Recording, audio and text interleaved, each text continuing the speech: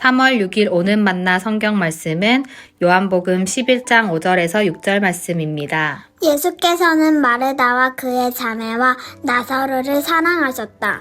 그런데 예수께서는 나사로가 앓는다는 말을 들으시고도 계시던 그곳에 이틀이나 더 머무르셨다. 아멘. 오늘 만나로 만나주실 하나님을 기대합니다. 요한복음 11장은 우리에게 참 익숙한 이야기입니다. 하지만 이 장면을 조금 더 깊고 천천히 들여다보면 아주 따뜻하고 애틋한 배경 위에서 시작된 이야기라는 것을 발견하게 됩니다. 베단이 있는 예루살렘에서 걸어서 한두 시간 남짓이면 닿는 작고 소박한 마을이었습니다.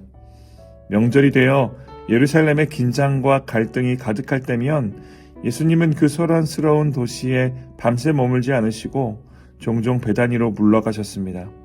그곳에는 주님을 진심으로 사랑하던 마르다와 마리아 그리고 나사로의 집이 있었기 때문입니다. 그 집은 예수님께 단순한 숙소 그 이상이었을 것입니다.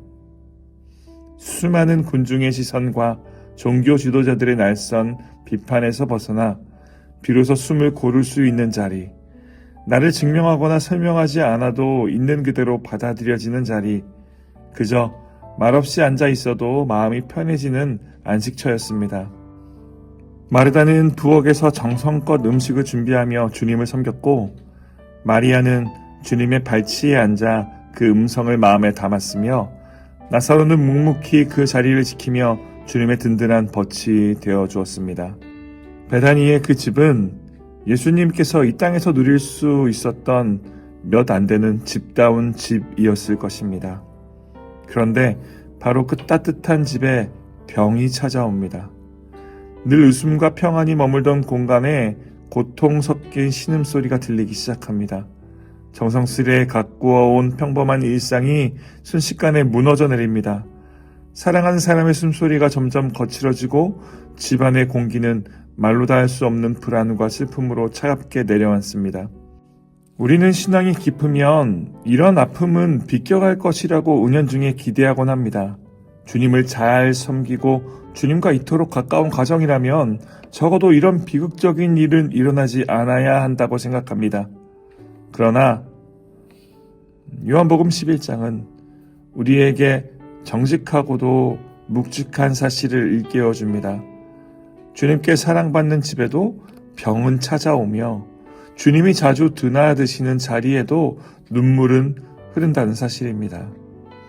신앙이 있다고 해서 삶의 고난이 우리를 피해가는 것이 아닙니다. 오히려 믿음의 길 위에서도 이해할 수 없는 시련은 불쑥 찾아오기 마련입니다. 여기서 우리가 붙들어야 할 진리는 이것입니다. 중요한 것은 병이 있느냐 없느냐가 아니라 그 고통의 자리에 주님이 계시는가이며 그 주님께 시선을 두고 있는가입니다. 나사로가 쓰러졌을 때 마르다와 마리아는 세상의 대책을 먼저 세우기보다 주님을 가장 먼저 떠올렸습니다. 그리고 주님께 사람을 보내 이렇게 전합니다. 주님 보십시오. 사랑하시는 자가 병들었습니다. 이 짧은 고백 안에는 명확한 신앙의 방향이 담겨 있습니다. 상황의 무게에 눌려 절망하기보다 먼저 주님을 향해 시선을 고정하는 것입니다. 신앙이란 문제가 없는 삶을 보장받는 것이 아니라 문제가 닥쳤을 때 누구를 가장 먼저 부르느냐의 선택입니다. 상황을 먼저 붙들고 발을 동동 구르는가, 아니면 주님의 이름을 먼저 부르며 그분께 나의 상황을 보여드리는가의 차이입니다. 사랑하는 성도 여러분, 혹시 여러분의 삶에도 지금 베다니의 집처럼 조용히 흔들리고 있는 자리가 있습니까? 겉으로는 아무렇지 않은 척 평범해 보이지만 마음속 깊은 곳에서는 말 못할 눈물이 고여있는 자리 말입니다. 오늘 말씀은 그런 우리를 결코 꾸짖지 않습니다. 오히려 그 집에도 그런 날이 있었다라고 위로하며 우리를 다독여 줍니다. 주님이 사랑하시던 그 집도 흔들렸고 그들도 우리처럼 아파했다는 사실이 우리에게는 도리어 큰 위안이 됩니다.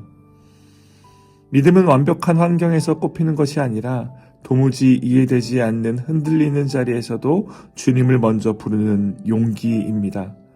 주님 보십시오. 이 한 문장이 우리의 진실한 고백이 되기를 바랍니다. 상황을 논리적으로 설명하려 애쓰기보다 주님께 그대로 보여드리는 믿음. 해결책을 찾아 이리저리 뛰기 전에 먼저 주님의 무릎 앞에 엎드리는 선택 말입니다. 오늘도 여러분의 배단위를 주님께 내어드리십시오. 평안하고 기쁜 자리뿐만 아니라 아프고 쓰라린 자리, 도저히 설명되지 않는 답답한 자리까지도 모두 주님께 보이십시오. 주님은 우리가 부를 때 결코 외면하지 않으시는 분입니다.